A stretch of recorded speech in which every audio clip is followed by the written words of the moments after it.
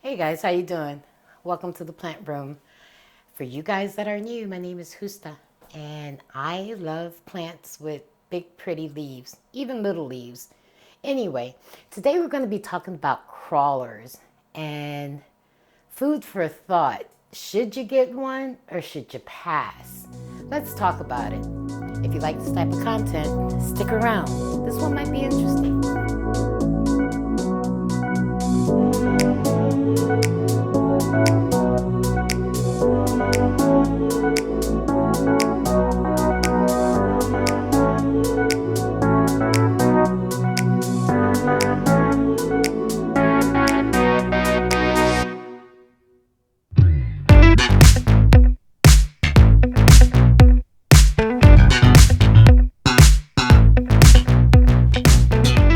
All right, guys, as I mentioned in the intro, today I want to talk about crawlers. And I've got a few on my table. These are all the ones I have, and there's one that I don't have that I want. It's the Dean McDowell, but I don't own that one. But anyway, we'll start with the one that's at the very front. I think this one has been on the channel before. This is, I have to check because I want to make sure I give you the right info. This is the Gloriosum. Yeah, she has been on the channel before. But this is a crawler. And initially when I bought her, she was really small. She was a tiny little itty bitty thing. And I was not new to plants, but new to tropical plants. And I really didn't know. And I had her growing straight up. And I didn't have her on a pole, I just had her on the stake until I did some research and figured out that she was a crawler. Now, the thing about crawlers is that when they're little, they don't tend to crawl. They tend to grow a little bit more straight up until they get to a certain size and then they start to lean over. And that's what she did. I put her in, so I don't know if you can see the pot, but it's not a rectangle pot. This is one of those office supply containers that I've opened holes in and put her to grow, vertical. No, not vertical, lengthwise. And what she's done is she is definitely crawling the plant, the pot. Words are difficult today. She's crawling the pot. So you can see her trunk here. And she's starting to get to the edge of this. And what will happen is when she sees that she has no more room to go, she'll bump herself up and crawl out of the pot. So really soon I'm going to have to take her out of here. She's got a couple of new leaves growing. And recently when I was watering her, I was trying to rearrange one of the growing tips that she had and I snapped it. So what I did was I just put it back in the pot and I put it down with a strawberry clip and I'm hoping that she'll take. I didn't want to start another plant. I really want this one to be full and she's doing really well. This is her latest leaf, which is actually sizing up. She's starting to mature. But one of the things about crawlers is that when you purchase them, typically they're fairly small, but you really need to consider or do your research prior to because they grow fairly quickly. Now I've had this one for about, I want to say 2 years. And because she was really tiny, she doesn't look very big, but considering the size she was when I bought her, she has matured quite a bit. So I'm going to go ahead and set her down where she lives, right here. And we'll move on to the next crawler. Now, this is one that I really, really like. And you guys saw me Maggyver the pot.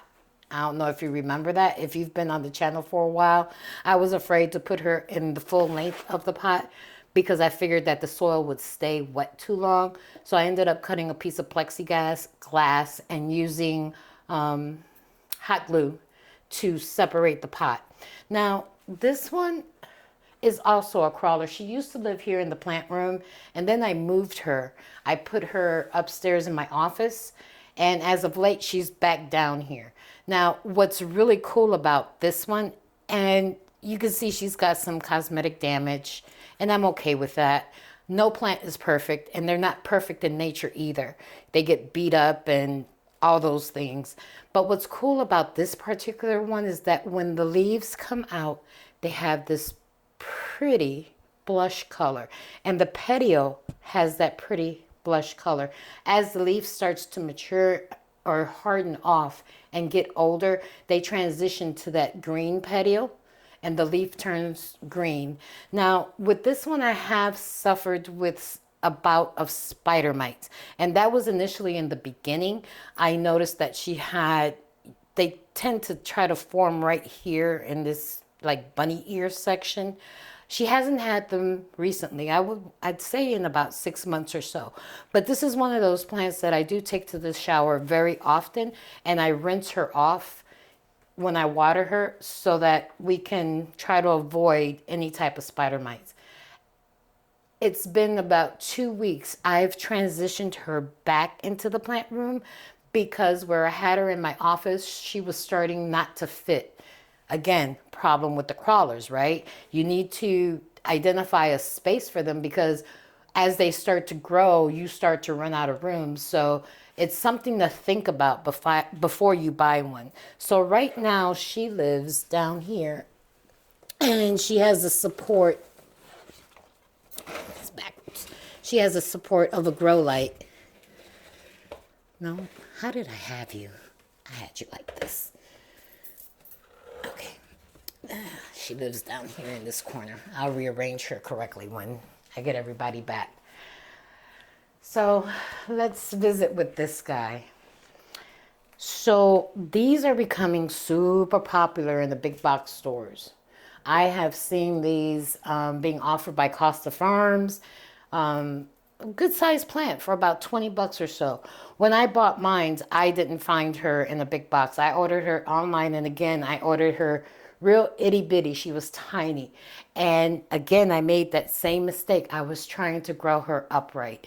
And I quickly realized that that wasn't her growth habit. So improvisation. She is in another one of those storage containers that I've opened holes in. I've had this plant, I want to say, for about, let's see, 2 years, March of 2023. And this one has really started to grow. I really, really love the leaves when they come out. They're super dark, like this is her newest leaf. And then they brighten up, to a green. She is literally growing out of the pot. I will try to tilt her without making a mess so that you can see what I mean about these crawlers. So I had her oriented to go straight, and she has turned herself in a fashion where now she's coming over the pot. So eventually at some point, either I'm going to have to propagate her or find her a wider pot, to accommodate this section and let her continue to crawl. Eventually, if I do nothing, she will continue to crawl out of the pot, but she won't establish any roots.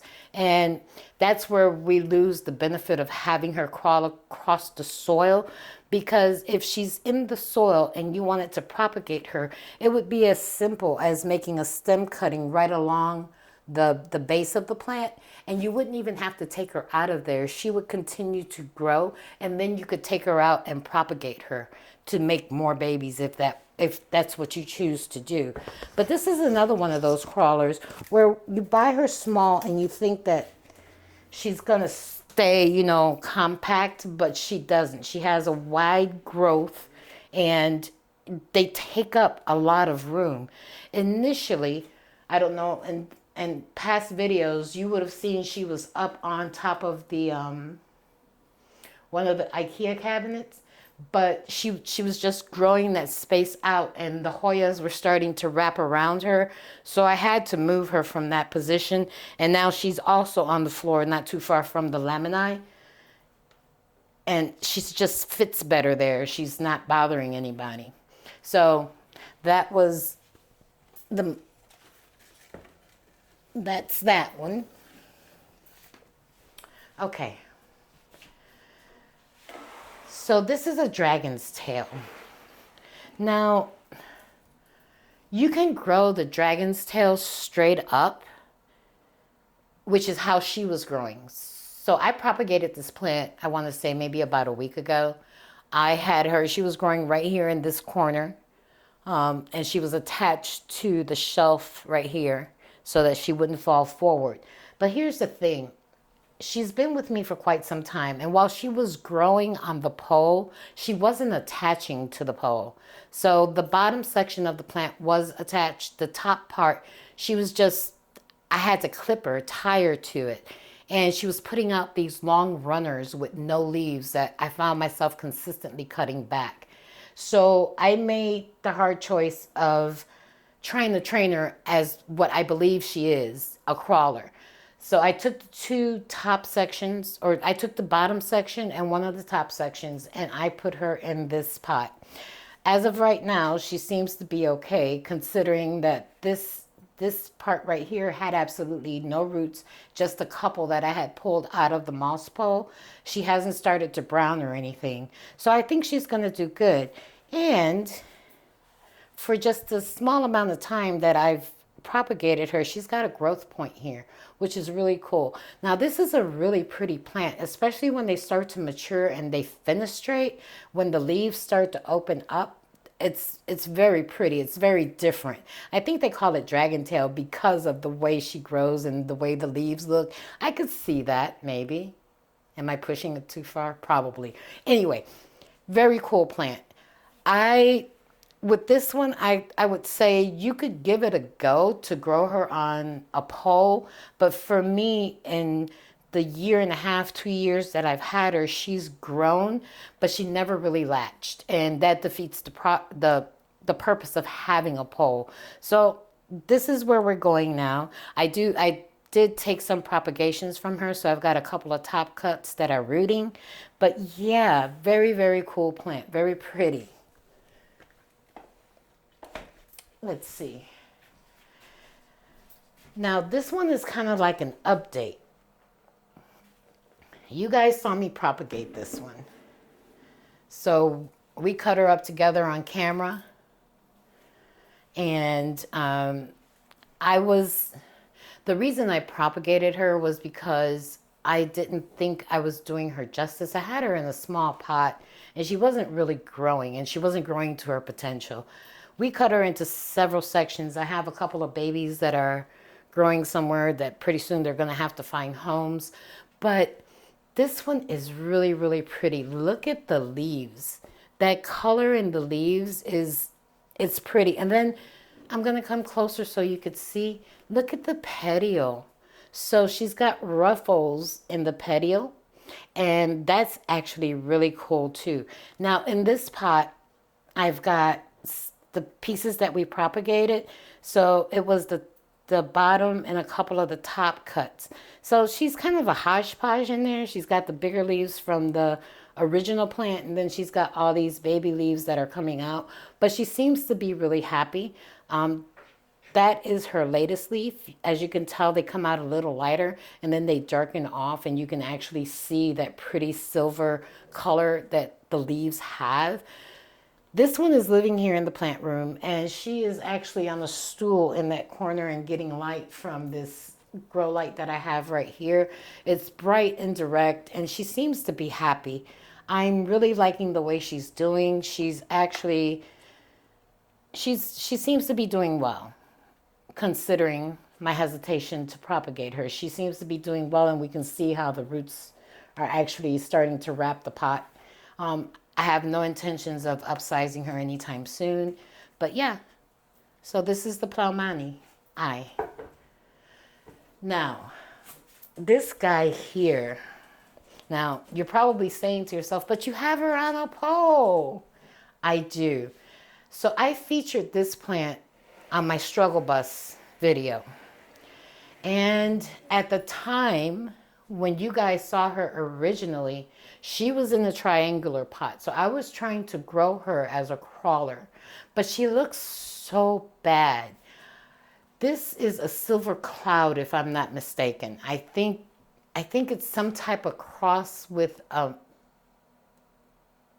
Mamay. I think I'm saying that right. It's a cross. And I'm still struggling with her in the sense that she's not latched to the pole. So I'm starting to think that being in that rectangular pot was probably the best for her. I'm thinking that the conditions that I was giving her while she was in that pot is probably what I needed to change. But me, I put her on a pole. As you can see on the pole, she has given me some beautiful leaves. These are all new leaves since she's been on that pole, on this pole, and she's putting out new growth. She's got some new leaves coming in. Now, what I'm struggling with and what I'm going to ask you guys is, I can confirm 100% that this plant is not attached to this pole. I am considering putting her back in the rectangular pot. Now, in order to do that, she's got two growth points here. I'm not sure if this is one plant, one plant with two stems, or if it's two plants in the pot. I don't remember. But what I'm going to do, or what I think I'm going to do, is to put her back in the rectangular pot. Chances are this part right here where this new leaf is coming out, I'm going to let the new leaf come out and I'm going to propagate that. And I'm going to start another plant with that. And when she has roots, I'll probably put her back into the same pot. And then the two shorter portions of it, I'm going to try to put back into a rectangular pot, which I've already purchased. I just haven't pulled the trigger to actually cut her just yet. And just to be clear, this one is, I have the tag in here. It's a Mamay Silver. And I have looked this plant up several times online, whereas where most of us get our information, right? Unless you have a friend that's growing one, you wouldn't know. So I've tried to do research on her, and it's very conflicting.